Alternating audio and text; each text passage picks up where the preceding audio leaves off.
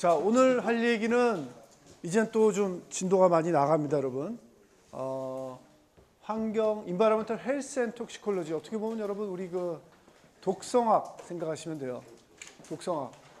이 얘기는 뭘 얘기하냐면은 우리가 특히 그 환경 오염이 일어났을 때 우리가 실제로 체감하는 그 부분을 얘기하고 있는 겁니다. 예를 들면은 뭐 여러분 깨끗한 물 먹겠다고 여러분 꼭 그 우리 생수 사 먹거나 아니면은 물 되게 비싼 거 사서 먹잖아요. 그렇죠? 그런 거 왜 그런 거예요, 여러분?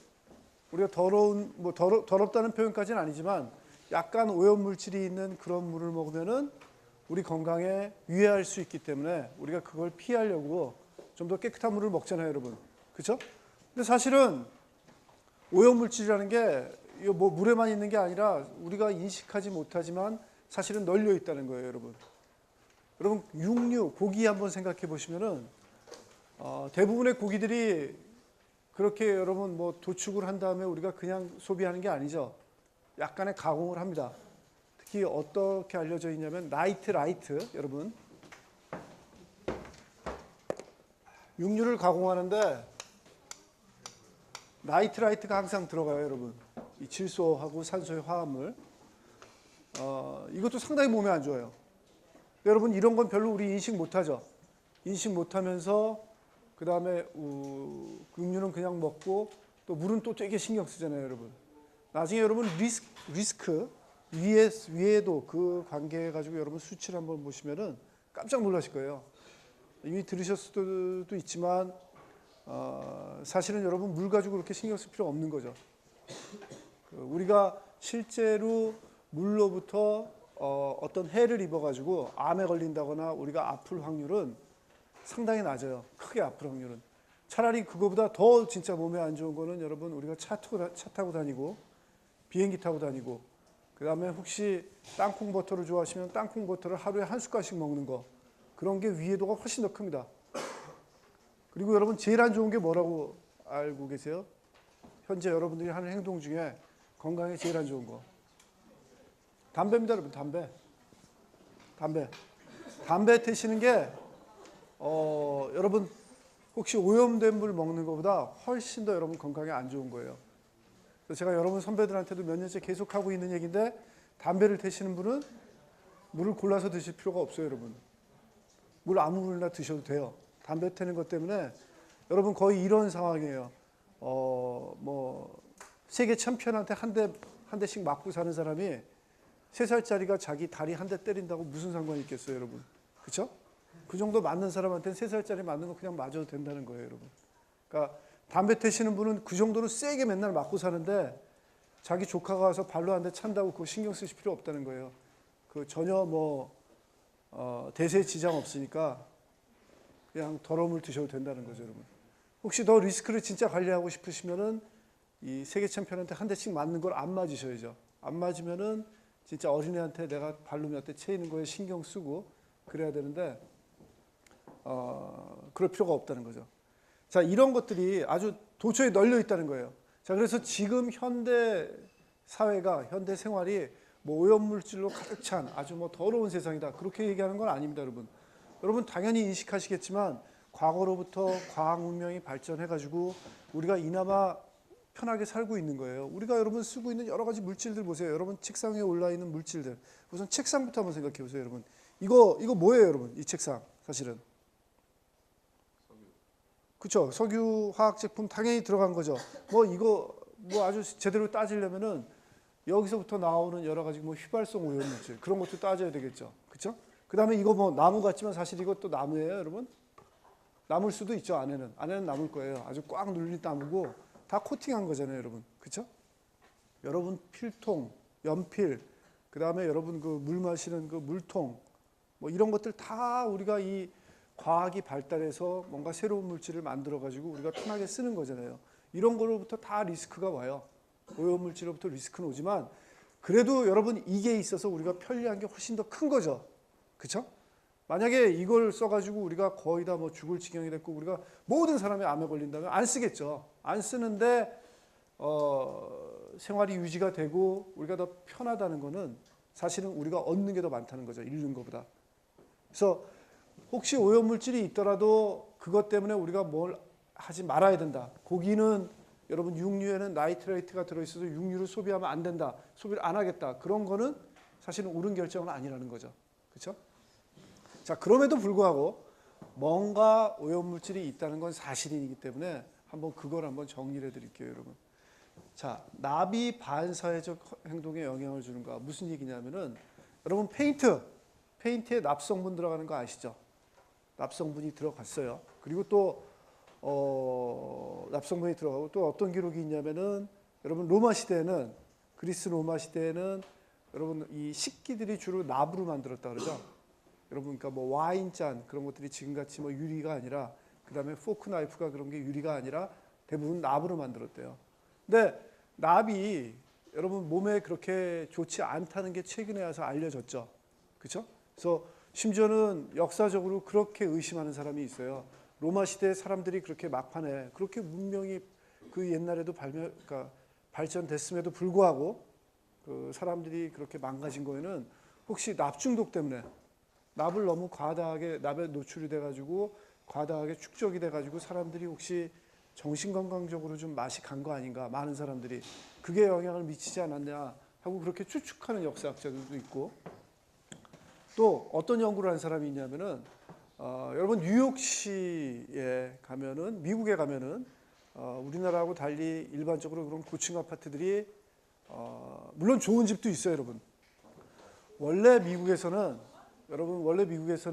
고층 아파트가 좋은 하우징으로 시작한 건 아니죠. 그렇죠? 원래 그 동네 사람들은 단독주택 넓은 데 살기 좋아하잖아요. 근데 그런 것들을 충분히 경제적으로 감당할 수 없는 사람들을 위해 가지고 일종의 좀 작은 아파트를 높게 지은 게 많아요, 여러분.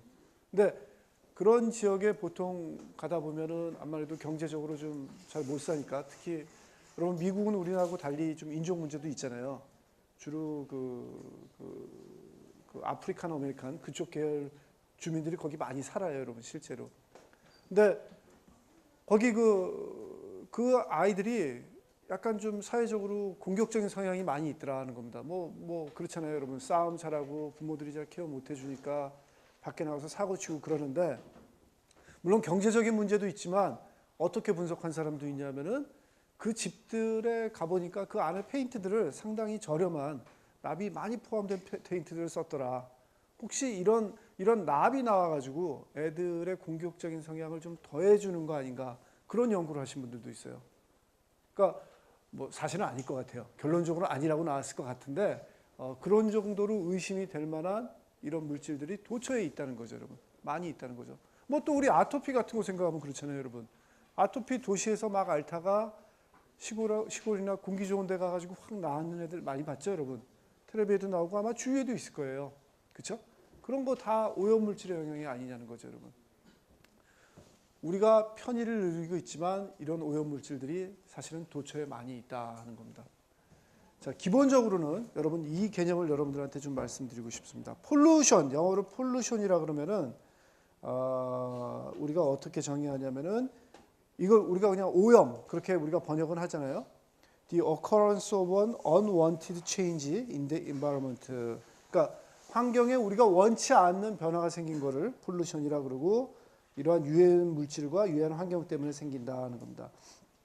나중에 또 말씀드리겠지만 컨태미네이션하고 약간 구분이 돼요, 여러분. 폴루션이라는 거는 진짜 오염이 됐다는 거고, 컨태미네이션이라는 거는 어떤 용도에 안 맞게 다른 물질이 들어간 거예요. 예를 들어서 여러분 중수도 얘기 들어보셨어요? 얘기 들어는 보셨죠, 여러분? 상수도, 하수도, 중수도. 그죠? 상수도가 뭔지는 아시죠? 상수도는 우리가 수도꼭지 틀면 나오는 깨끗한 물. 어떻게 만든 물이에요, 여러분? 그렇죠? 저기 한강이나 팔당 같은 데서 물 끌어들여가지고 우리 세금으로 물 다 처리한 거죠. 마셔도 되게 다 처리한 거예요. 오염물질 다 제거하고 처리해가지고 펌프질 해가지고 저 아파트 60층 위에까지도 물이 슉 나오게 다 압력을 줘가지고 나오게 한 그 깨끗한 물. 그게 상수죠, 여러분. 하수는 뭐예요? 그렇죠? 쓰고 난 다음에 우리가 하수구로 버린 거, 그야말로 하수구로 버리면은 그 물들 다 또 다시 하수구를 통해서 모아가지고 처리해가지고 그 다음에 다시 우리가 버리는 거죠. 그게 하수구고, 중수라는 거는 딱 중간 개념이에요, 여러분. 중간 개념. 그러니까 어떤 물이냐면은 아주 깨끗하지도 않고 아주 더럽지도 않은 거예요. 그래서 예를 들면은 여러분 우리가 요즘 뭐 식당 같은 데도 가끔 그런 거 있던데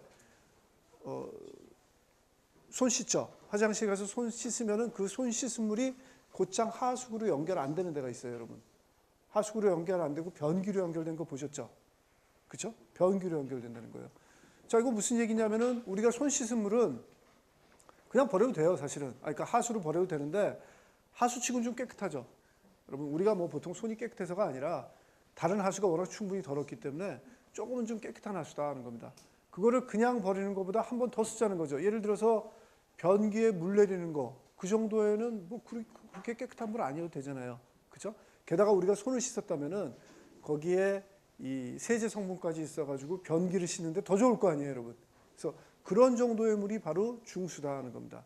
자, 그렇게 중수로 쓰이는 물은 생각을 해보면 여러분, 우리가 손에서 씻은 때도 있고 세제도 있어가지고 원래 우리가 알고 있는 물, H2O, 그거의 입장에서 보면은 폴루션이 된 거죠. 그렇죠? 오염물질이 된 거예요. 오염물질이 들어가 있는 겁니다. 그런데 그 물을 우리가 중수로 쓰는 입장에서 보면은 중수로 쓰는 데서는 사실은 그 정도 물이면은 오케이. 굳이 오염됐다고 생각할 필요 없는 거죠. 중수의 기준에 봐서는 퍼펙트한 물이에요. 오염된 물이 아니다 하는 겁니다. 중수의 기준에서 보면은 그 물은 폴루션은 됐지만 컨태미네이션은 안 됐다는 거죠, 여러분. 컨태미네이션이라는 거는 어떠한 특정의 그 기준에 맞게 거기서 판단하는 거예요, 여러분. 그 기준에 쓸 만큼 됐으면은 컨태미네이션이 안 됐다 하는 거고, 그 기준에 쓸 수 없을 만큼 오염이 됐을 때는 우리가 컨태미네이션 됐다, 그런 표현을 쓴다 하는 겁니다. 폴루션하고 컨태미네이션, 영어 사전에선 둘 다 오염이라고 나오지만 실제로는 의미가 다르다는 거죠, 여러분. 그렇죠? 자, 우리는 일단 폴루션 얘기를 해봅시다. 자, 폴루션 얘기를 하기 전에 여러분 이 사진 한번 보여드릴게요, 여러분. 자, 이 사진 뭐 같아요? 왼쪽은 새예요, 새. 오른쪽은 그 새를 갈랐을 때 나온 그 물건들입니다, 여러분. 사실은 오염물질을 지금 작은 스케일에서 얘기하는 게 아니라 좀 큰 스케일에서 얘기해보면 여러분, 이 새를 어디서 잡은 거냐면은 하와이 쪽에서 잡은 거예요. 미국의 하와이. 여러분, 하와이면은 여러분 어때요? 하와이 주가 있고 주변은 완전히 태평양으로 둘러싸여 있잖아요. 근데 여러분 분명히 아시는 거는 그 태평양에는 해류가 있어가지고 물질이 옮겨 다니죠. 여러분, 작년인가 재작년에 그 얘기 들으셨죠? 일본에서 그 쓰나미 났을 때 그 남은 그 쓰레기들이 지금 태평양을 통해 가지고 계속 이동하고 있다면서요. 해류를 따라 가지고 한 올해 후반부나 내년쯤 되면은 드디어 미국 서부까지 도착할 수 있을 것 같다고 그렇게 예측을 하고 있죠, 여러분. 그러니까 하와이 그 자체는 깨끗하지만 모르겠습니다, 여러분. 하와이 사람들이 더러울 수도 있죠. 더러울 수도 있는데 하와이 사람들이 버린 그런 쓰레기뿐만 아니라 그 전 세계에서 태평양 연안에서 버린 여러 가지 쓰레기들이 사실은 해류를 통해 가지고 하와이 근처로 올 수 있는 거죠. 그죠? 어떤 새가 죽었어요, 하와이 근처에서. 그래서 걔가 왜 죽었나 하고 배를 갈라봤더니 배에서 이만큼 많이 나왔대요, 여러분. 물론 이걸 보시면은 여러분 뭐 쓰레기만 있는 건 아닙니다. 돌도 있어요. 여러분 이해해 주세요. 동물이에요, 여러분. 여러분처럼 그렇게 뭐 색깔을 잘 구분할 수 있는 게 아니고, 보통 그리고 여러분 동물은 삼시세끼 챙겨 먹는 게 아니잖아요. 급하게 먹잖아요, 여러분. 그리고 먹을 때 또 옆에서 누가 쫓아올까 봐 막 급히 먹다 보면은 막 먹는 거죠, 비슷한 거. 뭐 돌도 먹고 그랬을 거예요. 근데 돌만 먹었으면 좀 그래도 괜찮은데, 여러분 여기 보시면은 아주 온전한 크기의 일회용 라이터까지 다 먹었어요, 여러분. 이 정도 사이즈까지 막 먹어가지고 실제로 새가 죽은 경우도 얘만이겠어요, 여러분? 많이 있다는 겁니다, 여러분. 그래서 우리가 깨끗하다고 생각하는 그런 하와이 주변의 바다도 이렇게 오염돼 있다는 거죠, 실제로. 작은 오염물질은 아니고 큰 오염물질이라도 이렇게 돼 있다는 겁니다. 이렇게 큰 게 이렇게 많을 때 여러분 물속에 녹아있는 그런 오염물질들, 작은 거, 눈에 보이지 않는 거는 얼마나 많겠습니까? 엄청 많죠. 자, 여러분, 얘도 보세요, 여러분. 얘는 뭐인 거예요? 자기 둥지를 만들었는데 둥지를 뭐 워낙 주변에 돌아다니는 게 많으니까 나뭇가지뿐만 아니라 충분히 재활용을 한 거죠. 사람이 해야 될 재활용을 얘가 충분히 한 거예요, 여러분. 쓰레기 가져다가 이렇게 둥지 만들고. 여러분, 얘 보시죠? 얘는 둥지를 만들었는데 아마 실수로 잘못 가져온 것 같아요. 아주 이 핑크색 이쁜 클립, 우리 집에는 우리가 잘 쓸 텐데 이걸 물어다가 혹시 새끼나 주는 거 아닌지 모르겠어요, 여러분. 이렇게 다 물어가지고 가지고 놀고 있고 착각을 하고 있는 거죠, 여러분. 페이퍼 클립 가지고. 이런 식으로 도처에 이런 것들이 많다 하는 겁니다. 자, 방금 전에 설명드린 거와 마찬가지로 컨테미네이션은 폴루션과 비슷하지만 사실은 특정한 용도에 맞지 않게 된 것을 의미한다는 거. 그래서 폴루션하고 컨테미네이션의 차이가 있다는 거고. 그 다음에 어떤 오염물질이 환경에 존재해가지고 우리한테 해를 미칠 때 그 해를 미치는 물질을 우리가 뭐라 그러냐면은 톡신, 그렇게 얘기해요, 여러분. 독성이 있는 물질 톡신, 그러고 톡신의 형용사로 톡식, 그렇죠? 이런 거 다 보셨죠? 그래서 톡신, 톡식 이런 물질을 보시면은 오염물질로서 존재하고 실제로 사람한테 해까지 미치는 거예요. 이런 것들을 우리가 이렇게 부르고, 그 다음에 칼시노전이라는 얘기는 들어보셨죠? 여기 나온 발암물질, 그렇죠? 칼시노전. 오염물질이라고 다 발암물질은 아니죠, 여러분. 실제로 오염물질로 판명된 거, 증명된 거는 오염물질 중에서도 다 아니라 아주 일부분이에요, 여러분. 일부분인데, 근데 칼시노전이면 분명히 나쁜 거고, 분류가 어떻게 되냐면은 100% 이제 확실히 된 칼시노전, 발암물질이 있고 파시블 칼시노전이 있어요, 지금 분류상으로. 발암물질일 가능성이 있는 물질들, 좀 더 모니터를 해야 되는 거죠. 그런 물질들이 있다 하는 겁니다. 여러분, 발암물질로서 알고 있는 거, 대표적인 거 여러분 알고 있는 거 뭐 있습니까? 뭐요? 응? 타르, 그렇죠. 타르 같은 거. 그 다음에 타르 안에 있는 특히 화학물질을 얘기하면 여러분 고기 구울 때 나오는 벤조파이렌, 그런 얘기 들어보셨어요? 벤진 링이 여러 개 구조해 있는 벤조파이렌, 벤젠, 그렇죠. 벤젠도 아주 대표적인 발암물질이죠. 이런 것들이 발암물질이다 하는 겁니다. 그 다음에 시너지즘이라는 게 있어요. 상승효과. 이런 건 상승효과라는 건 뭐냐면은 예를 들어서 오염물질 A가 여러분한테 데미지 1을 주고 오염물질 B가 데미지 2를 준다면은 A하고 B가 같이 있을 때 우리가 그냥 심플하게 생각하면은 1하고 2 더해서 3이라는 데미지를 사람이 받을 것 같지만 몇몇 물질들은 두 개가 같이 작용을 하면은 상승효과가 있다는 거죠. 그래서 1 플러스 2, 3이 아니라 실제 데미지는 한 4가 되고 5가 될 수가 있다는 거예요, 여러분. 그런 컴비네이션이 가끔 있죠. 그래서 그런 것들을 우리가 상승효과라고 그러고, 그 다음에 오염물질을 얘기할 때 점오염하고 비점오염원, 이 얘기 제가 여러분들한테 말씀드렸나요? 얘기 안 했나요? 나중에 또 설명할 기회가 있겠지만 짧게 말씀을 드리면은 여러분 여기 강이 있어요. 그러니까 여기 중량천 같은 경우 강이 있을 때 저 위에 올라가면 여러분 하수처리장이 있다고 말씀드렸죠. 우리나라 최초의 하수처리장, 중량 하수처리장, 물재생센터가 있습니다, 여러분. 거기서 물을 처리하고 하수를 처리하고 물을 결국은 방류를 하겠죠. 중량천에다 방류를 해요. 근데 이 물이 깨끗하다 그랬어요, 더럽다 그랬어요, 여러분? 좀 더러워요. 깨끗하지 않아요. 강물보다 더러워요, 여러분.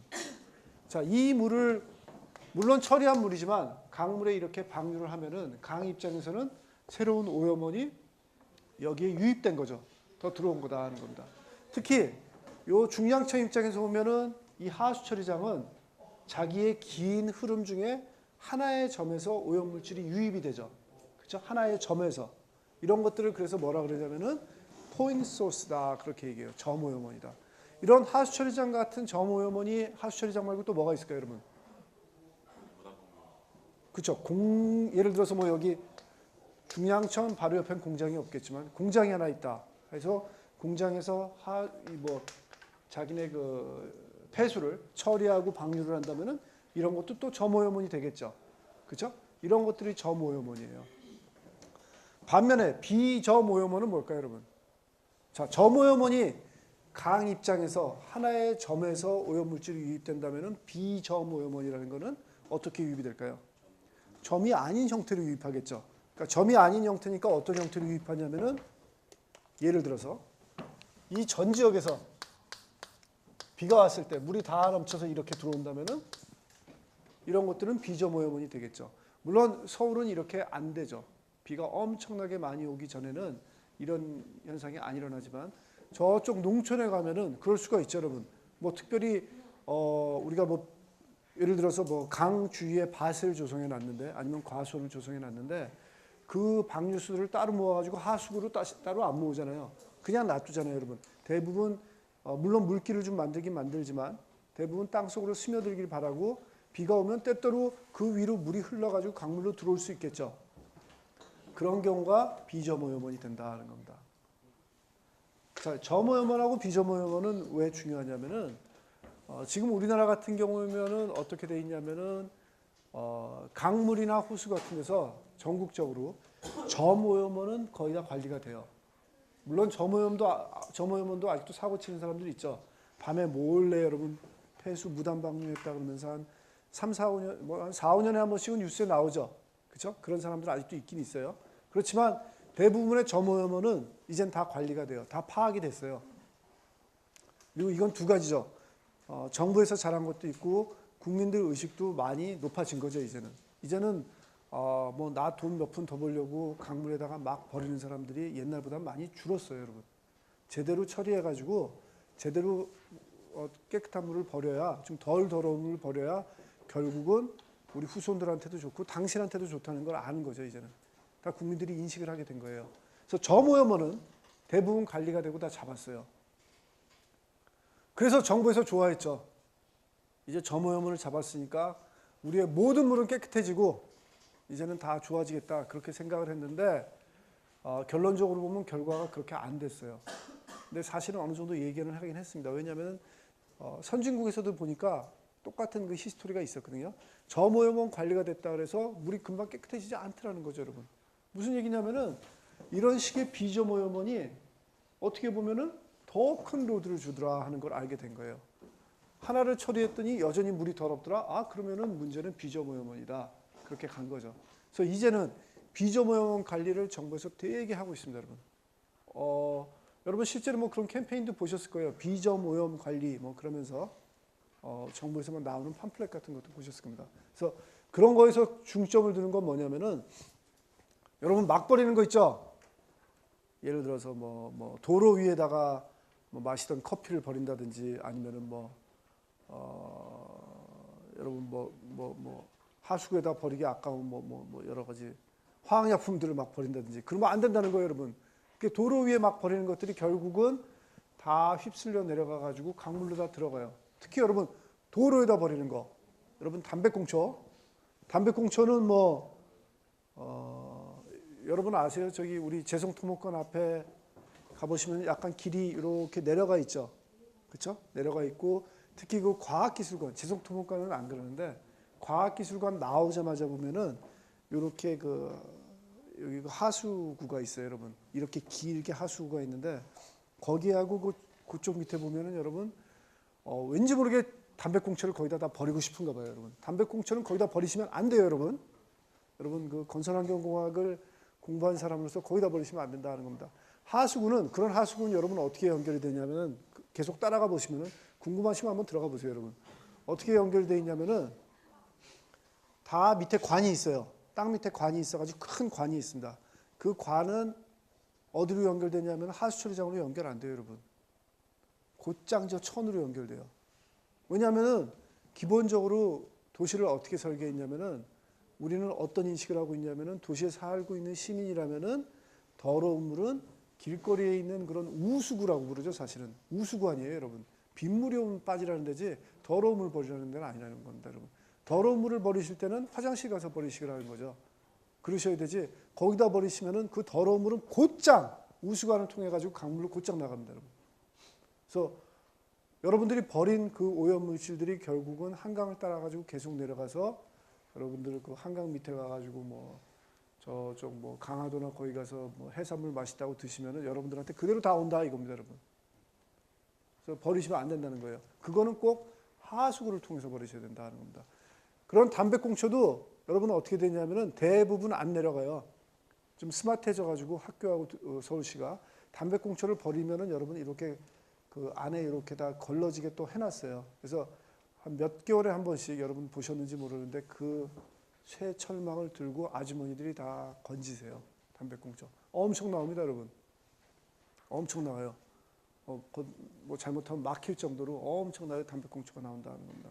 그래서 여러분 그런 담배꽁초 뭐 이런 뭐 초콜릿 버리신 그런 종이 그런 거 그냥 막 버리시면은 일종의 비점오염의 그 일환이 되는 거죠. 혹시 그런 것들이 쓸려가지고 다 강물로 들어가는 거예요, 여러분. 여러분 뱃놀이 하면서 왜 이렇게 더러한 게 그 쓰레기가 결국은 어제 여러분들이 버리신 거다 하는 겁니다. 이 비점오염 쪽에서 여러분들이 우리가 좀 신경을 써야 된다는 겁니다. 이제는 문제는 비점오염입니다, 여러분. 우리가 막 버리고 그런 거 안 해야 된다는 거죠. 이런 오염물질의 단위로서 여러분들 많이 보셨죠? ppm 많이 보셨죠? parts per million. 그렇죠? parts per million은 사실은 어떤 특정한 단위를 얘기하는 게 아니라 100만 분의 1을 얘기하는 거죠. 그래서 우리가 parts per million으로서 사실은 많이 이퀄 사인으로 쓰는 게 바로 미리그램 퍼 리터. 100만 분의 1이죠. 딱 그야말로. 물 1kg은 1리터죠. 그렇죠?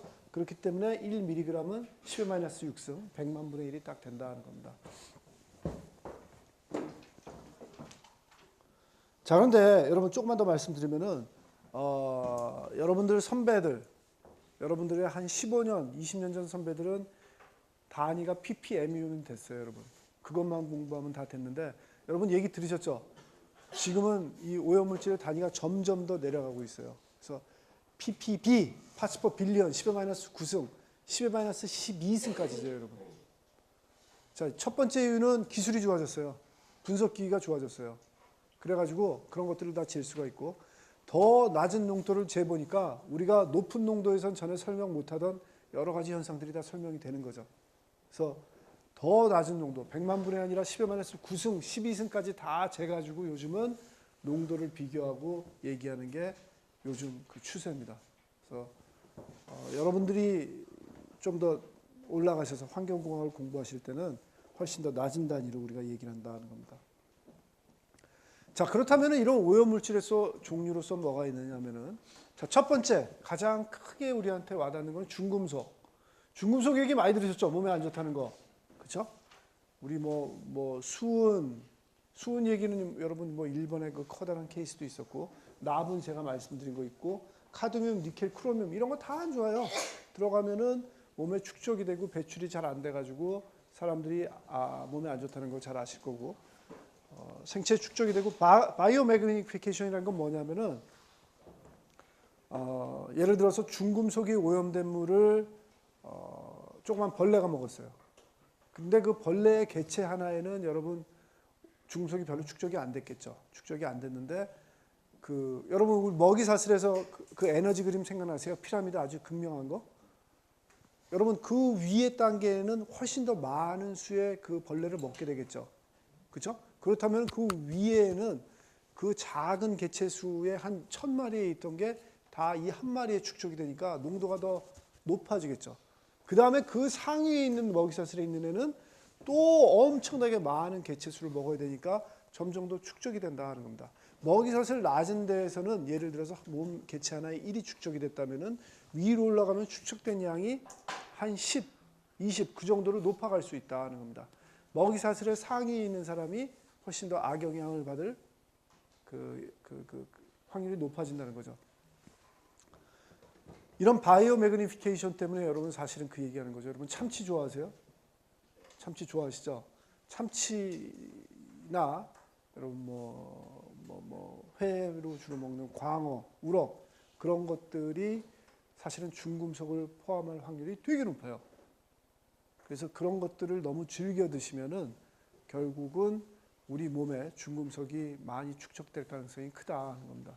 실제로 여러분 가족이나 주위에 중금속 축적 많이 되셨다는 그런 어른들 못 보셨어요? 저는 한 분 알아요. 그분은 젊으셨을 때 진짜 참치 좋아하셨대요. 물고기를 워낙 많이 좋아하셨는데 최근에 병원 가니까 그 중금속 특히 수은이 축적됐다는 그런 그 진단을 받으셔가지고 계속 치료를 받으시더라고요. 그리고 몇몇 나라에서는 여러분 특히 호주에 그 케이스를 봤는데 어떤 임산부 하나가 애를 낳을 때가 됐는데 실제로 수은이 많이 몸에 축적이 된 걸 발견해가지고 아주 치료를 많이 받고 있더라고요. 그분은 왜 수은 축적이 많이 됐냐면 진짜 어렸을 때부터 참치 통조림, 참치 샌드위치 같은 걸 많이 먹은 거예요, 여러분. 너무 많이 먹어가지고 그렇게 될 수도 있다는 겁니다. 그래서 제가 드리고 싶은 말씀은 참치 맛있죠, 여러분. 몸에도 좋고 다 좋은데 너무 그렇게 막 많이 드시지 말라는 겁니다, 여러분. 혹시 나중에 여러분들이 그런 진단을 받을 수도 있기 때문에 조금은 좀 유의할 필요가 있다는 거 말씀드리고, 그 다음에 중금속과 더불어 또 오염물질로서 크게 대변되는 게 유기오염물질 있죠. 유기오염물질은 주로 대부분 유기질인데 사람들이 만든 거예요. 특히 그 화학하고 화학공학이 20세기에 아주 발전하면서 합성 물질들을 엄청나게 많이 만들었어요. 그래서 그런 물질들이 그때 만들 당시에는 그렇게 나쁜 줄 몰랐는데 쓰다 보니까 그 다음에 장기간 모니터링 하다 보니까 이게 몸에 나쁘다 하는 걸 알려진 거죠. 그래서 합성 유기오염 물질들 뭐 여러 가지 많이 있고, 대표적인 게 하나 PCB가 있어요, 여러분. PCB라 그래가지고 폴리 클로리네이티드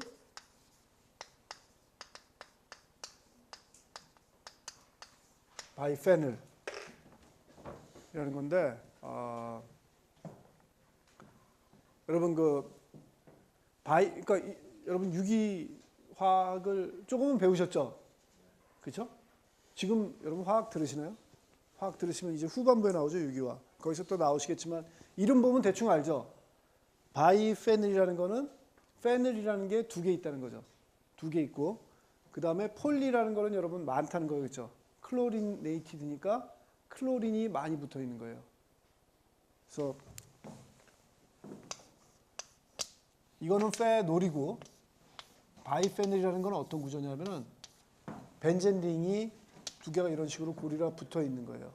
그 다음에 여기 요 빈자리에 원래는 H가 붙는데 여기에 클로린이 다양하게 붙어 있는 거죠. 하나 붙어 있는 놈도 있고 두 개 붙어 있는 놈도 있고 다 붙어 있는 놈도 있고, 이런 놈들이 폴리클로리네이티드 바이페놀이다 하는 겁니다. 자, PCB 어디다 썼냐면은 이것도 만든 거예요. 사람이 만든 건데, 여러분 변압기 있죠, 변압기. 도시에서는 별로 안 보이는데 전봇대 위에 가면은 여러분 쇳덩어리 큰 거 있죠. 뭐 대충 추측을 하셔도 아시겠지만 상당히 높은 전압이 와가지고 거기서 뭐 좀 디스트리뷰시 되고 또 뗄 때고 거기서 이 변압이니까 이 전압이 좀 낮아지는 그런 장치가 있겠죠, 여러분. 그렇죠? 그런 장치가 있다는 겁니다. 전봇대 위에도 있고 송전탑 같은 데 가도 이런 것들이 다 있어요. 근데 변압을 낮추려다 보니까 변압은 여러분 어때요? 거리가 가까우면 전기 영향이 있죠. 그렇죠? 그런데 변압기를 높은 거하고 낮은 거하고 그렇게 붙여놓으면 서로 영향이 있어서 효율적으로 잘 안 된다는 겁니다. 근데 공학적으로 디자인을 하려면 당연히 여러분 우리는 어때요? 그럼 변압기를 크게 만드는 게 좋아요? 작게 만드는 게 좋아요? 작게 만드는 게 좋죠. 작아야 뭐 떨어져도 안 아프고 혹시 길 가다 맞아도 훨씬 낫잖아요, 여러분. 그래서 작게 만들어야 된다는 겁니다. 근데 그거를 너무 타이트하게 작게 만들면 서로 전압이 영향을 받아가지고 안 좋죠. 어떻게 해야 되냐면은 절연을 해야 되는 거죠. 사이에 절연을 해야 된다는 겁니다. 절연을 하려면 여러분은 어떻게 해야 돼요?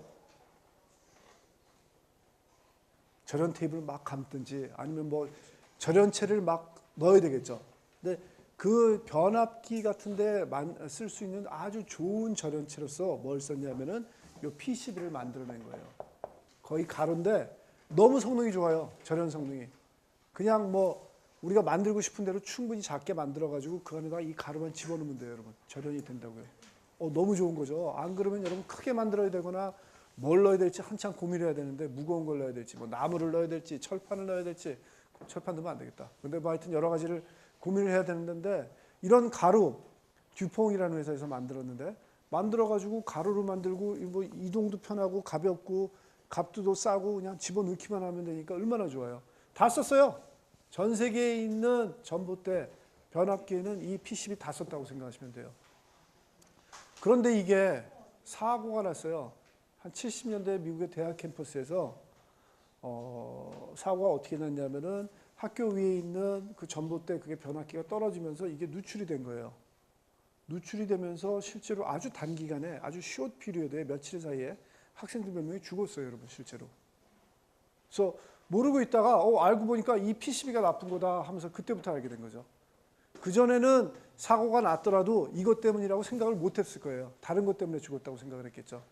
아니면 다른 것 때문에 아프다고 생각을 했는데 이 경우에는 너무나 극명한 거예요. 다른 이유는 하나도 없고 이것만 딱 있었는데 학생들이 딱 죽으니까 노출된 학생들이 이게 진짜 나쁘가 보다 하고 스타디를 하기 시작한 거죠. 그래서 스타디를 해보니까 이게 진짜 나쁜 놈이다. 그래서 알려진 거죠, 여러분. 그래서 근데 안 좋은 점은 뭐냐면은 이 PCB가 화학 물질상으로 어떻게 분류가 되냐면은 반휘발성이에요, 여러분. 벤젠이나 그런 것들은 완전히 휘발이 확 달려져. 그리고 또 어떤 물질들은 휘발이 전혀 안 되는데 반휘발성이라는 거는 어느 정도 휘발이 된다는 거예요.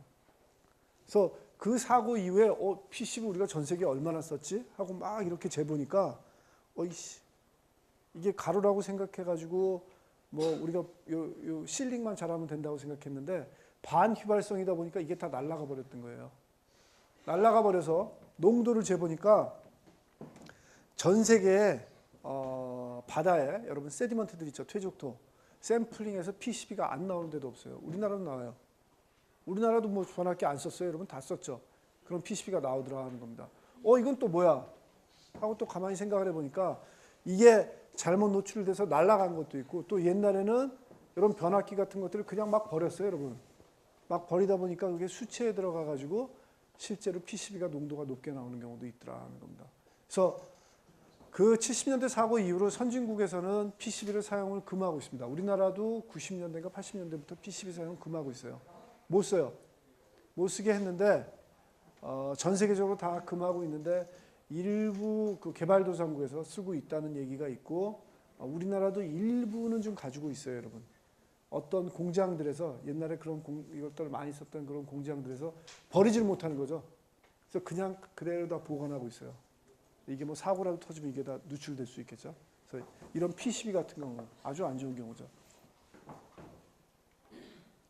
그 다음에 또 여러분 오염물질로서 우리 얘기하는 거 방사능 물질 뭐 제가 또 설명드려야 되니까 일본 케이스 그렇죠?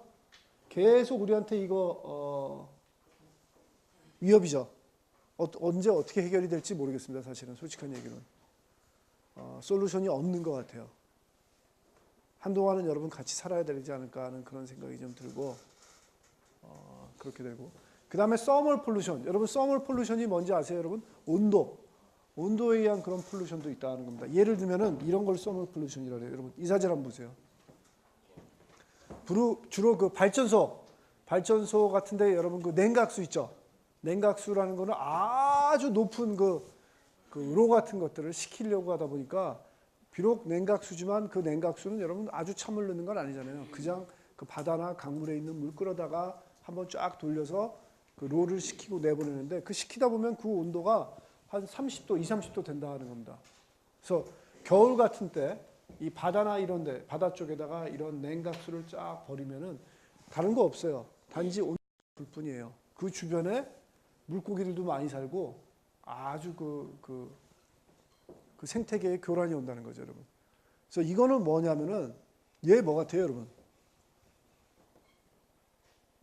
여러분 대충 한번 게스해 보십시오. 이게 방류구입니다. 그렇게 작은 사이즈는 아니에요. 그렇죠?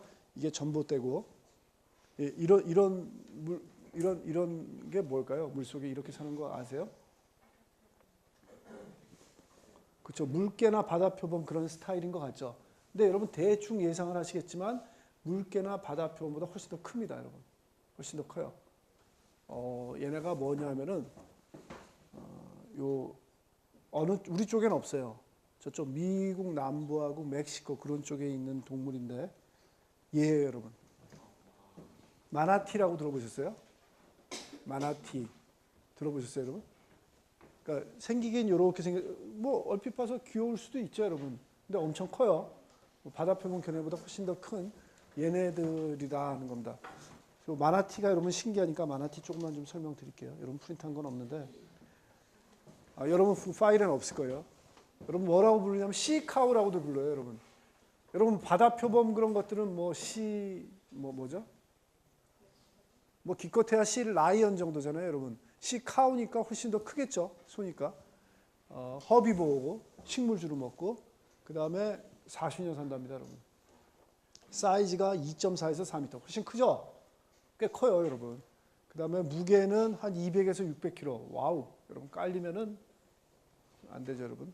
인데인저드고 현재 그렇게 돼 있다는 겁니다. 네, 그 다음 사진은 안 가져왔구나. 죄송해라. 있는데. 마나티가 궁금하시면은 여러분, 우리가 요거 한번 봅시다. 잠깐 구글 가서 이 마나티의 이미지 한번 보세요.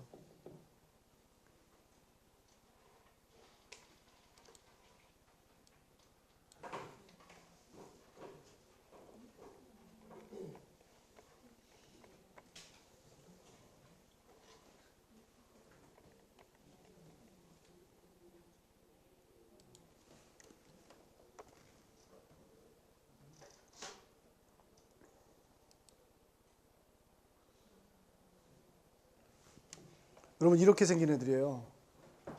쫙 보시면은 특히 이 사진 보시면은 뭐 그렇게까지 공격적이지는 않나 봐요. 이거 아마 사람인 것 같은데 사람하고 노는 것도 있고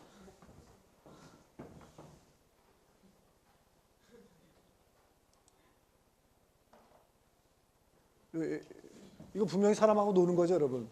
그렇죠?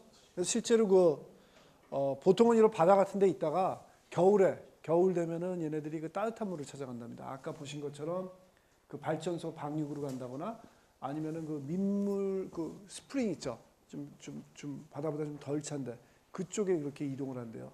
그때 사람들하고 이렇게 같이 수영할 수 있는 그런 그 프로그램도 있다 그러더라고요. 실제로 플로리다나 멕시코 가면은 그래서 이런 마나테 같은 것들도 있다는 거 여러분 한번 보여드리고. 그래서 이런 것들이 서멀 폴루션이다 하는 겁니다.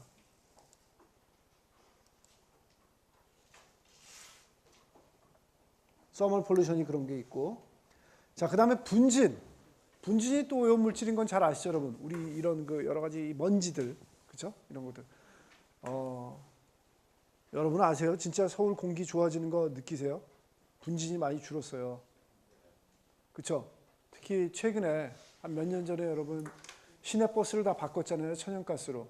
이러면서 분진 진짜 없어진 거예요. 그전에는 여러분 기억 못 하실 수도 있는데 코를 풀면은 진짜 막 분진이 보였어요. 근데 지금도 보이세요? 내가 안 보이는 건가? 눈이 나빠져서? 좀 많이 깨끗해졌고. 그 다음에 여러분 또 한 90년대 후반만 해도 요 와이셔츠 있죠? 이런 셔츠 하루만 하얀 거 딱 입으면은 물론 제가 땀을 많이 흘리고 때가 많아서 그런 것도 있겠지만 여기가 시커멓게 돼요, 여러분. 진짜 먼지가 하도 많아가지고 디젤 자동차 그런 것들이 워낙 많다 보니까 많이 그런 것들이 공기가 되게 안 좋았거든요. 이런 파티클들이. 근데 이제 많이 좋아진 거죠. 우리가 연료를 천연가스나 그렇게 훨씬 더 깨끗한 걸 쓰니까 많이 좋아졌다는 겁니다. 근데 아직도 이런 것들 안 좋고. 성면 얘기는 여러분 잘 아시죠? 성면이 여러분 이런 뭐 단열재로 들어가 있고 최근에는 여러분 성면이 아주 큰 이슈입니다. 어떤 이슈냐면은 자연기원 성면이 있더라는 겁니다, 여러분. 자연기원 무슨 얘기냐면은 우리가 보통 건물 안에 단열재로 넣는 성면은 우리가 일부러 만들어 가지고 넣은 거잖아요. 그렇죠? 인위적으로 우리가 넣은 건데 자연기원적인 성면이 있더라는 겁니다. 어디 충청도 어느 지역 가면은 성면이 거의 땅에 노출이 돼 있어요. 애들 초등학교 운동장인데 가보니까 성면이 워낙 그러니까 우리 광물처럼 나와가지고 노출이 돼 있더라는 겁니다. 성면이 몸에 안 좋은데 그런 자연적인 성면도 당연히 몸에 안 좋죠. 그 동네 애들은 몇십 년 동안 그 초등학교에서 축구하면서 성면 계속 가루맞은 거예요, 여러분. 그래서 지금 환경적으로 특히 어떤 게 이슈냐면 이런 자연기원 오염을 어떻게 할 거냐 하는 겁니다, 여러분. 뭐 상식적으로 쉽죠, 여러분. 어떻게 하면 돼요? 자연기원이든 인위적인 기원이든 다 처리해서 없애야 되는 거죠. 그렇죠? 다 없애야 되는 게 정부의 그 책임인데 여러분 어떤 문제가 생기냐면은 결국은 여러분 좀 더 나이가 드시고 지금도 이미 느끼셨겠지만 뭔가 하나의 일을 하려면 여러분 뭐예요? 다 돈이 들어요. 얘기하고 싶지 않은 얘기지만 사실은 현실이잖아요. 돈이 든다 이겁니다. 예를 들어서 인위적인 오염이라면은 여러분 누군가 잘못해가지고 그 오염이 생긴 거잖아요. 그런 경우는 상식적으로 뻔해요. 그렇죠? 여러분 어떻게 결론 내리시겠어요? 누가 그거 치워야 돼요? 그렇죠? 오염시킨 사람이 치워야 되는 거죠. 우리 다 그렇잖아요. 여러분 우리 교실 누가 더럽히고 갔으면은 아주머니가 청소하는구나. 이건 좀 안 좋은 경우지만 집에서 여러분 뭘 더럽히면 그것도 안 되는구나. 어머니가 청소하시는구나. 여러분 여러분들끼리 뭐 놀러 가가지고 방에서 누가 더럽혔으면 그 더럽힌 사람이 청소해야 되죠, 여러분. 원칙이 심플해요. 그 사람이 돈 대고 다 하면 돼요. 근데 이 자연기원이 돼버리면은 약간 골치 아파지는 거죠. 오케이. 그거 없애야 되는 건 다들 동의해요. 그렇죠? 빨리 어떻게 해줘야 사람들, 일단 사람이 넘버원이잖아요. 국민들이 넘버원이니까 어떻게 해줘야 되는데 누가 돈을 대냐 이러는 거죠, 여러분. 이런 거는 뭐 결론적으로는 여러분 어떻게 될 것 같아요? 이런 건 세금으로 가죠. 세금으로 가는데 일단 정부에서는 한번 짱구로 굴려볼 거예요. 왜냐하면 여러분 정부라 그래서 세금이 무한정 있는 거 아니잖아요. 그렇죠? 그리고 정부라는 데는 그 매년 예산을 아주 정확하게 다 계산해가지고 그거 다 검증을 받아가지고 딱 그만큼밖에 쓸 수밖에 없어요. 내가 갑자기 올해 큰 사고가 터졌다 그래가지고 그 오염 방지하는데 내가 돈을 쓰고 싶다 환경부가 그거 하게 하려면 여러분 국회 통하고 대통령 통하고 엄청난 프로시저를 통해 가지고 엄청나게 센 아주 진짜 뭐 큰 사고라는 거를 설득하기 전에는 돈을 빼낼 수가 없다 이겁니다, 여러분. 쉽지가 않아요. 그래서 그런 것들을 어떻게 처리할까 하는 거, 이 재정을 어디서 확보할까 하는 게 지금 아주 큰 이슈입니다, 그게. 그래서 자연기원 그런 물질로서 석변이 아주 큰 문제가 되고 있다는 겁니다. 여러분 작년에 그 뉴스 못 들으셨어요 혹시? 성면? 자연기원 그 충북 운동장뿐만 아니라 여러분 그런 데서 흙을 가져다가 서울시의 운동장도 뿌렸대잖아요. 서울시의 초등학교의 운동장들도. 심지어는 여러분 그 얘기 못 들으셨어요? 잠실 야구장까지 성면이 검출이 됐어요. 잠실 야구장에서 여러분 코리안 시리즈, 한국 시리즈 하던 그 잠실 야구장에서도 성면이 검출이 됐다는 겁니다. 여러분 그걸 알면은 여러분 굳이 슬라이딩을 하고 싶겠어요? 야구 선수가? 게다가 헤드 머리 번쳐 들어가는 슬라이딩은 여러분 그건 완전히 직방이죠, 여러분. 흙을 거의 드시는 거잖아요. 먼지 들면서 성면 여러분 또 성면이 안 좋은 거는 여러분 뭐라고 들으셨습니까? 곧장 효과가 안 나타나요. 그게 폐에 들어가 가지고 한 2, 30년 후에 알아요, 여러분. 2, 30년 후에 여러분들이 결국은 폐암으로 돌아가실 때 내가 2, 30년에 그때 잘못해가지고 성면에 노출돼서 그렇게 죽었구나 하고 알게 되는 거예요. 그렇게 알게 되면 또 다행이죠. 대부분 알지도 못한다는 겁니다, 여러분. 그래서 무섭다는 거예요, 성면이. 그래서 그런 케이스, 이런 성면 사실 뾰족한 우리가 해결책이 없어요. 전자기장 이 얘기도 많이 하죠, 여러분. 이거 뭐 지금 저쪽이죠, 남쪽에 밀양 그쪽에 송전탑 얘기 계속되고 있죠. 이거하고 관련된 얘기고 소음공해 여러분 뭐 아파트 층간 소음 뭐 얘기 엄청나죠 이거. 사실은 아파트 이거 층간은 소음이 아니라 주로 뭐입니까 여러분? 이 진동이죠, 진동. 여러분 소음이면 진짜 소리가 들려야 되는데 아파트 사시는 분 앞뒤층에 그러니까 아래 위층에 느껴보시면 아시겠지만 결국은 더 괴롭히는 건 이거죠. 하고 울리는 거, 그렇죠? 밤에 자야 될 시간에 늦게 와가지고 막 돌아다니고 뛰어다니고 그런 그 진동이 더 괴로운 거죠, 소음보다. 이런 것들 아주 큰 문제죠, 여러분. 그래서 이런 오염물질들이 있다는 겁니다. 이런 오염물질하고 수용체, 사람이면 사람, 아니면 동물이면 동물, 이런 그 수용체하고 관계를 나타내는 그런 그 모델이 있어요. 그게 뭐냐면은 도즈 리스판스 커브라 하는 겁니다, 여러분. 도즈라는 건 뭐예요, 여러분? 영어 단어가 복용량 그런 거죠. 약 얼마만큼 먹냐. 리스판스라는 거는 그거를 섭취를 했을 때 어떤 리스판스를 보이냐 하는 겁니다. 그래서 도즈 리스판스 커브가 있고 그 다음에 스레시홀드치라는 게 있다는 겁니다. 자, 이거 한번 보세요, 여러분. 대표적인 도즈 리스판스 커브입니다. 도즈라는 거는 여기서 보시는 것처럼 예를 들어서 킬로그램당 바디 매스에 몇 미리그램의 약을 먹었냐를 나타내는 거예요. 그래서 1mg, 10mg, 10,000mg을 먹은 겁니다, 여러분. 그러니까 약을 많이 먹은 거죠. 이쪽으로 갈수록. 자, 이쪽으로 갈수록은 뭐냐면은 percent of population showing response. 반응을 보이는 사람들의 그 퍼센트를 얘기하는 거예요. 그래서 실험을 어떻게 하는 거냐면은 예를 들어서 약 1mg을 그러니까 몸무게 1kg당 1mg을 한 100명한테 먹이는 거예요. 아니면 뭐 200명한테 먹이든지 1000명한테 먹이든지 그 중에서 몇 명이냐 반응을 보였나를 여기다 표시를 해주는 거다 하는 겁니다. 반응을 보였나. 어떤 약을 1mg 먹이니까 여러분 그래프가 어때요, 여러분? y 값이 얼마예요? 0이죠. 0이라는 건 뭐예요? 그 약 몸무게 1kg당 1mg 먹어서는 반응을 보이는 사람이 아무도 없다는 거예요. 그렇죠? 전혀 아무 영향이 없다는 거죠. 그런데 어떤 약을 한 10mg 먹였더니 이 커브인 경우에 여러분은 어떻게 되는 거예요? 한 10mg 먹였더니 여러분 커브가 어떻게 돼요? 한 요 정도 숫자가 예를 들어서 한 30이라면 30명 정도가 어떻게 했다는 거예요? 반응을 보였다는 거예요. 그 약을 먹고 갑자기 눈이 확 동그라졌다든지 아니면 갑자기 오른손을 든다든지 아니면 왜 오른팔을 뭐 이렇게 한다든지 뭐 어떤 반응이든지 설사를 하든지 기침을 하든지 뭐 하여튼 그런 식의 반응을 보였다는 겁니다, 여러분. 여러분 상식적으로도 아시겠지만 약을 많이 먹으면 먹을수록 반응을 보이는 사람들이 많아지겠죠. 뭔가 이물질이 몸에 들어가면은 반응을 보이죠, 그만큼. 그렇죠? 그래서 이런 커브들이 생겨난다는 겁니다. 많이 먹으면 많이 먹을수록 반응을 보이는 사람도 많아진다는 겁니다. 근데 여기서 한 세 가지로 구분을 해서 얘기할 수가 있어요, 여러분. 자, ED, TD, LD 이 세 가지 값이 있다는 겁니다. 저 반응을 지금까지는 반응을 그냥 일반적인 그냥 반응을 다 합쳐서 얘기했는데, 자, 첫 번째 ED라는 거는 건 뭐냐면은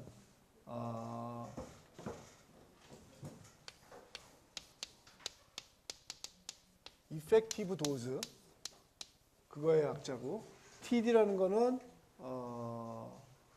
오케이, LD라는 거는 lethal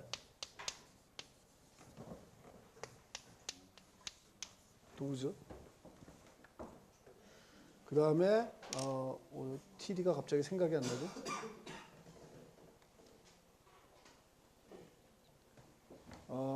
TD를 내가 지금 갑자기 생각이 났는데 한번 좀 찾아볼게요. 스레시홀드가 아니라 톡식. 오케이. 톡식 도즈. 이렇게 세 가지로 나눌 수 있다는 겁니다.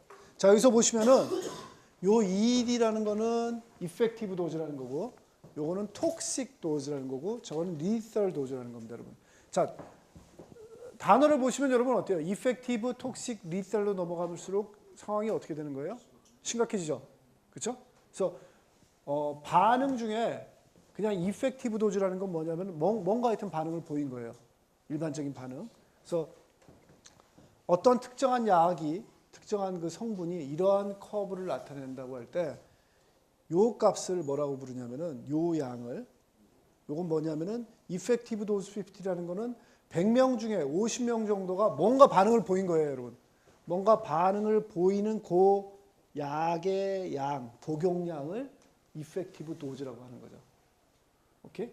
요 X 값을 그때 effective dose라고 그러고, toxic dose라는 건 그럼 뭐겠어요? 이 약을 먹였을 때 100명 중에 50명이 실제로 톡식 효과, 뭔가 해를 본 그런 반응을 보인 그 도즈의 양을 톡식 도즈라고 그러는 거죠. effective 50라는 거죠. TD 50라는 거죠. 요 50라는 건 어디서 온 거예요? 50%가 반응을 보였다는 겁니다, 여러분. lethal dose 50라는 건 그럼 뭐겠어요?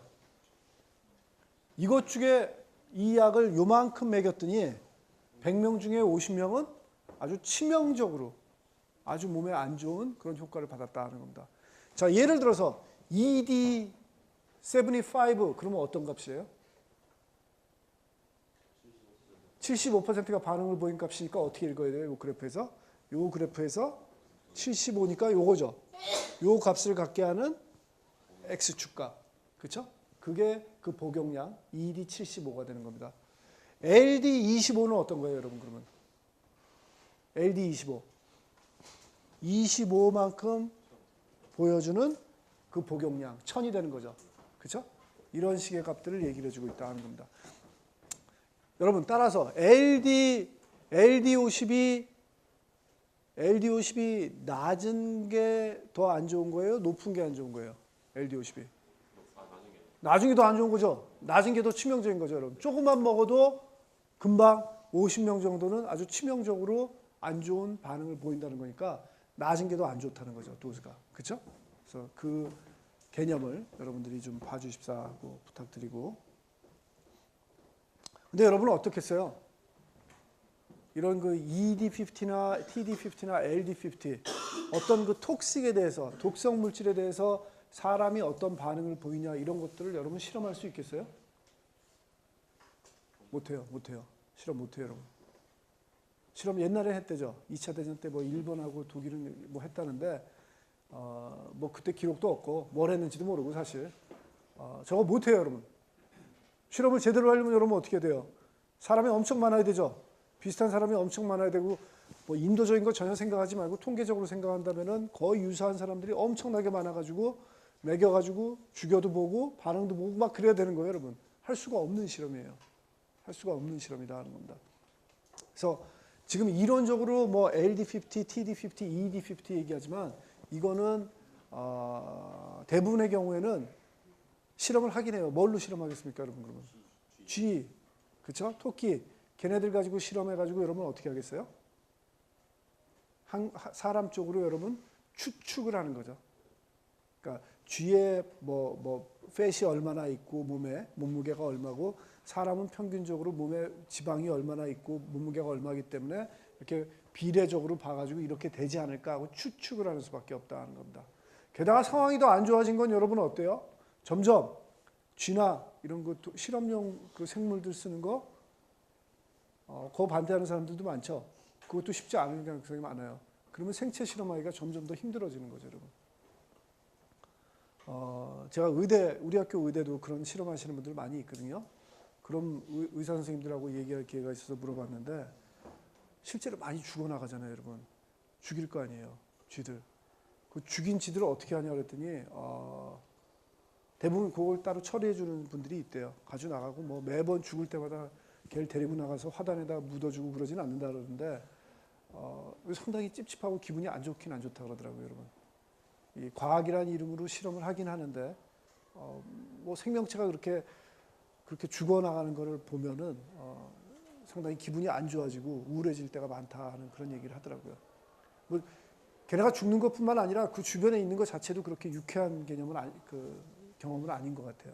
그래서 이런 데이터들 이론적으로는 존재하지만 실제로는 실제 값은 우리가 거의 모른다 하는 겁니다. 자, 그 다음에 또 이 얘기를 하나 드려야 돼요, 여러분. 이 도즈 리스판스 컵에서 트레시홀드 값이라는 게 있어요. 여러분, 트레시홀드가 뭐예요? 영어 단어 찾아보시면은 트레시홀드. 문턱이죠, 문턱. 우리 교실에는 문턱이 없네요, 지금. 여기 문턱이 없는데 우리 집에 가면 보통 문턱이 있잖아요, 여러분. 자, 그래서 문턱이라는 건 뭐냐면은 여러분 문턱은 어때요? 내가 이렇게 딱 가다가 발을 이렇게 들지 않고 내가 바닥을 샥샥샥샥 아니면은 내가 가든 아니면은 진짜 이 바닥에 딱 붙어가지고 사는 그런 생물이 있을 때 문턱을 딱 만나면 여러분 어떻게 돼요? 물론 개미 같은 데는 넘어가겠지만 넘어갈 줄 모른다고 한번 생각해 보세요. 그러면 문턱을 딱 부딪히면 뒤로 오고 딱 부딪히면 또 뒤로 오고 결국은 이 문턱을 못 넘는 거죠. 내 몸이 문턱보다 더 높아야 넘어갈 수 있는데 내 다리가 그거보다 짧으면 못 넘고 계속 여기 있는 거죠, 여러분. 그렇죠? 그런 효과가 실제로 이 도즈 리스판스 커브에도 있다는 겁니다. 보시면은 자, 스레시홀드가 있다는 거예요. 이 톡신 B라는 거에는 스레시홀드가 있어가지고 처음에 어느 정도 양을 먹으면 아무 효과가 없어요. 반응이 안 생겨요. 그러다가 어느 양 일정을 먹으면 그때부터 반응이 생겨나는 거예요, 여러분. 요 사이에는 여러분 어떻다는 거예요? 스레시홀드 값이라는 거죠. 요 전에는 먹어도 아무 반응이 없다가 갑자기 반응이 생기는 요거를 스레시홀드라고 그렇게 얘기를 하고, 스레시홀드가 없는 일반적인 그런 톡신 같은 것들은 어떤 도즈 리스판스가 나오냐면은 요런 커브가 나오겠죠. 그렇죠? 조금만 먹어도 반응이 오고 조금만 먹어도 반응이 오고 그렇게 될 텐데 스레시홀드가 있다는 거는 그 양 이전 먹어 가지고는 전혀 효과가 없다는 거예요, 여러분. 그 이상을 먹어야 된다는 거죠. 그래서 이런 스레시홀드를 보여주는 그런 그 톡신들이 있다는 겁니다. 실제로 이런 약품들은 꽤 있습니다, 여러분. 그렇죠? 그래서 그런 것들 여러분들한테 말씀드리고, 그다음에 리스크 매니지먼트라는 걸 좀 말씀을 드릴게요, 여러분. 별도로 얘기를 또 하기도 할 텐데 아까 말씀드렸던 그 위해성이라는 개념이에요, 여러분. 뭐냐면은 이제는 여러분 환경 관리가 어떻게 바뀌냐면은 아직까지는 그래요, 여러분. 법이 어떻게 돼 있냐면은 여러분 이런 거예요. ppm 단위, 밀리그램 퍼 리터 단위로 돼 있는 거죠. 예를 들어서 물 속에, 토양 중에 아니면 대기 중에 오염물질 A라는 오염물질이 있을 때, 톡신이 있을 때 그 농도가 예를 들어서 1 ppb 이하여야 한다. 이렇게 법적으로 써 있으면은 우리는 여러분 그러면 어떻게 하는 거예요? 그 농도가 1 ppb 넘을 때는 법을 어기는 거기 때문에 그걸 줄이려고 막 노력을 하잖아요, 여러분. 그렇죠? 이런 방식은 여러분 어떤 거냐면은 농도로 규제라는 거예요. 농도로 규제라는 거다라는 겁니다. 근데 이건 옛날이에요. 점점 어떻게 바뀌냐면은 위해성으로 바뀌고 있다는 겁니다. 위해성 위주의 평가로.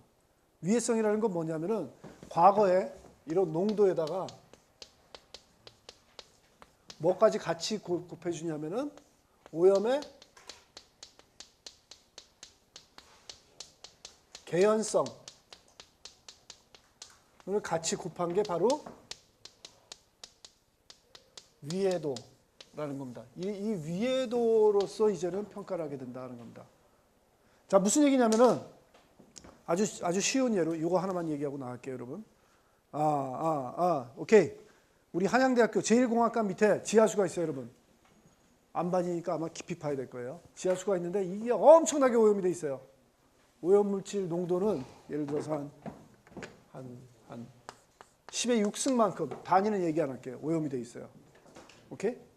자, 한양대학교 제1공학관 밑에 그런 오염된 지하수가 있고, 강원도에 어디 산골에 또 지하수가 있어요. 거기가 오염이 돼 있는데 오염 농도는 10이에요. 농도는 10이에요. 강원도, 한양대. 과거의 규제에 따르면 여러분 어디에 더 신경을 써야 되는 거예요? 어디를 빨리 청소를 해야 되는 거예요? 한양대가 심각한 거죠. 한양대가 심각하기 때문에 거기다 돈을 써가지고 이 농도를 안 좋게, 더 좋게 만들어야 되는 건데, 이 위해도라는 거는 여러분 이런 개념이라는 거죠. 한양대 밑에 있는 지하수, 제1공학관 밑에 있는 지하수 누가 마셔요, 여러분? 아무도 안 마시죠. 그리고 이게 우리한테 실제로 영향을 미칠 확률은 마시는 거나 아니면 그게 뭐 어떻게 노출이 돼가지고 우리가 우리가 호흡을 한다든지 오염물질이 그렇게 될 가능성이 아주 낮다는 거죠. 예를 들어서 농도가 10의 -8승, 우리한테 실제로 오염을 일으킬 개연성이 10의 -8승이라면 이 정도밖에 이렇게 된다는 거죠. 반면에 강원도 그 산골은 여러분 어떻게 되냐면 상수도가 안 가요. 그 지하수를 마을 주민들이 먹고 살아야 돼요. 그렇다면은 거기가 오염이 돼 있을 때 마을 주민들이 오염의 효과를 볼 개연성은 여러분 확률이 어떻게 돼요? 거의 1이라고 봐도 되겠죠? 1이다 하는 겁니다, 여러분. 자, 이렇게 되면은 이 두 가지 값들을 같이 고려를 해보면은 한양대 경우에는 10의 6승이다 10의 -8승이 되니까 위해도가 10의 -2승이 돼요. 반면에 강원도의 경우에는 10이 돼버린다는 겁니다. 자, 이제 위해도는 어떤 게 더 커요? 강원도가 더 크죠? 원래 농도는 강원도가 더 낮았는데 실제로 우리의 그 오염의 효과가 사람들의 갈 그 개연성까지 고려를 하다 보니까 강원도가 훨씬 더 안 좋은 상황이라는 게 나오죠, 여러분. 자, 이렇게 되면 결론은 어떻게 되는 겁니까? 돈이 있다면 한양대 지하수는 아무것도 신경 안 써도 되고 강원도 그 지하수를 빨리 여러분 오염물질을 제거해야 된다는 결론이 나오죠. 합리적이죠? 맞죠, 여러분? 게다가 돈이 얼마 없을 때는 이게 훨씬 더 맞는 판단 기준이라는 겁니다. 그래서 점점 더 이런 위해도 평가로도 바뀌고 있다는 겁니다. 이런 독극물질, 톡신 관리에도 그렇게 되고 있다 하는 거 말씀드리고 오늘 마치겠습니다. 오케이? 다음 주 수요일 날 여러분 발표입니다. 이제 시작하셔야 돼요. 오케이? 네, 감사합니다.